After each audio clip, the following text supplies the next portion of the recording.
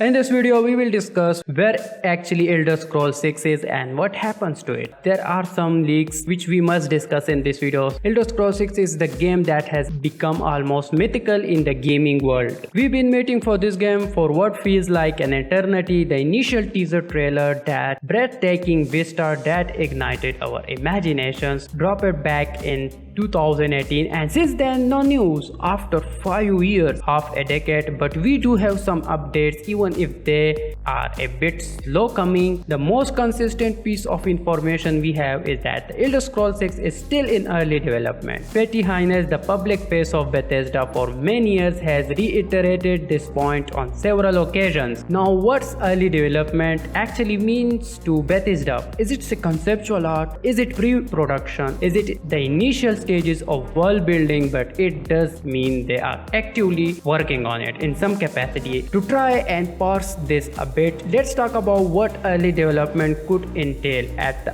very earliest stages, games like the Elder Scrolls 6 involves a lot of planning and conceptualization. This means the writers are likely working on the main storyline, side quests, and character backstories. World designers are creating the map, deciding on the geography, and planning out the different regions that player will explore. Artists are creating concept art for characters, creatures, environment, architectures. Programmers are working on underlying technology, the game engine, and the tools that the rest of the team will use. All of this happens before any actual game is created. We all know that, right? After then, you move into pre-production, which is a phase where the concept arts come 3D model. The world map gets more detailed and the programmers start creating prototype of gameplay mechanic. This is where they experiment with different ideas like combat system, magic, and how players will interact with the world. Good news, Bethesda did mention during 30th anniversary celebration of the Elder Scrolls, a milestone that reminded us all of the franchise enduring legacy, that developers are playing early builds of the game. This suggests that development is progressing beyond the conceptual stage, that they are getting feel for the world and the gameplay. It's always encouraging to hear that the developers themselves are excited about what they are creating and they are passionate about the project. To expand on this, what does playing early build mean? It means that Bethesda has moved beyond the initial planning stages and has something that resembles a playable game. It does not mean it's ready for release. It could be a very rough version with placeholder graphics, incomplete quests, and a lot of bugs, but it does mean that they can walk around in the world, test out some of the gameplay mechanics, and get a sense of the overall feel of the game. This is a crucial step in development process, as it allows the developers to identify what works and what does not, and to make changes accordingly. But the big question on everyone's mind is that burn in the heart of every Elder Scrolls fan is when we actually play it. Well, based on the industry insider prediction, whisper from the development trenches, and some code documents that emerged during the whole Microsoft/Activision Blizzard acquisition saga, the current estimate is 2026 or later. Oh my god, bro. Oh, hell no, man. What the fuck, man? It's a long way off. Some analysts peering into their crystal balls and consulting the tea leaves of the gaming industry are even speculating that 2027 might be a more realistic time frame. We are talking about a significant wait. Put this into perspective, let's consider the development timeline of previous Elder Scrolls games. Morrowind was released in 2002, Oblivion in 2006, and Skyrim in 2011. There are roughly 4 to 5 years gap between each of these releases. However, the gap between Skyrim and Elder Scrolls 6 is going to be significantly longer. This is due to the number of factors, including the increasing complexity of game development, the development of other large-scale Bethesda games like Fallout 4 and Starfield. And then there's the question of platform. Where will we be embarking on this grand adventure? Well, it's looking increasingly like almost certain that the Elder Scrolls 6 will be a PC and Xbox Series Series X or S exclusively. From that court document, those glimpses behind the corporate curtain seem to strongly suggest that a PlayStation 5 release is not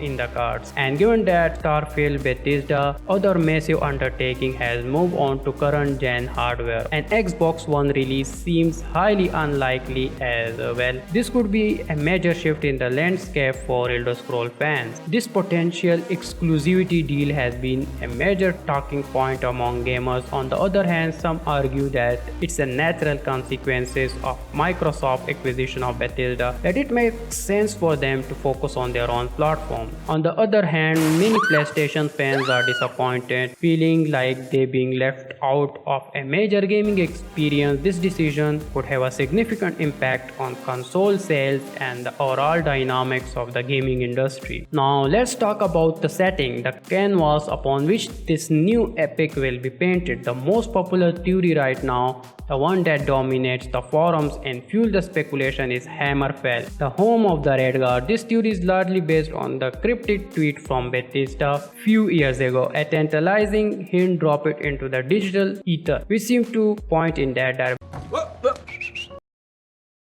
But of course nothing is confirmed yet. It could be Hammerfell, it could be High Rock, it could be a combination of locations, or it could be something else entirely. The possibilities are vast and exciting. Hammerfell is a deserted region where Redguards are living, while High Rock on the other hand is a region of rolling hills, forest and medieval cities. High Rock could offer a more traditional fantasy setting. Personally, I'm excited for High Rock because I don't like deserted areas. What do you think should be a better place? Tell me your opinion in the comments. On a more heartwarming note, a story that reminds us of the human connection at the heart of gaming, we do know that the legendary SKYRIM grandma Shirley Curry will be an NPC in the Elder Scrolls 6. This is a beautiful tribute to the beloved member of the Elder Scrolls community. Shirley Curry has been a beloved figure in Elder Scrolls community for many years, known for her Let's Play videos of Skyrim and her infectious enthusiasm for the game. Her inclusion in Elder Scrolls 6 is a fitting tribute to her dedications and a heartwarming moment for the community. The auctioning of an NPC creation is also a great way for Bethesda to connect with their fans and involve them in the gaming development. It's a unique opportunity for a fan to leave their own mark on the world of Elder Scrolls and become part of its history. There has been some discussion about how the success of Baldur's 3 might influence the Elder Scrolls 6 gameplay, but Bethesda seems intent on sticking to their established